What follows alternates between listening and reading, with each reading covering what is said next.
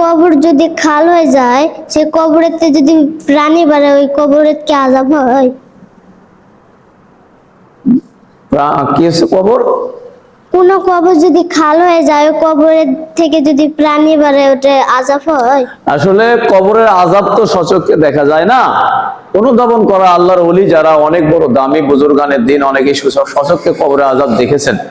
তবে এখন কবর তো বিভিন্ন কারণে ভেঙে যেতে পারে, সেক্ষেত্রে কবরে অনেক সময় দেখা সাপ থাকতে পারে, ওটা লুকে থাকতে পারে, শিয়ালও থাকে। তো এগুলো এটা আসলে এটা দেখেই যে কবরে আযাব এটা শনাক্ত করার কোনো যুক্তিযুক্ততা নেই।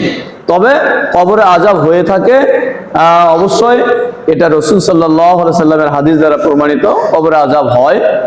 তবে আল্লাহ তাআলা মুমিন বান্দাদের কবরে আল্লাহ তাআলা কখনো আযাব দিয়ে থাকেন না। কবরের আযাব অনেক বুজুর্গনের ব্যক্তিরা তারা সচক্ষে দেখেছেন বা এর প্রমাণ অনেক পাওয়া গেছে। এবার হাদিস কোরআন দ্বারা কবরের আযাবের প্রমাণিত আছে। বসে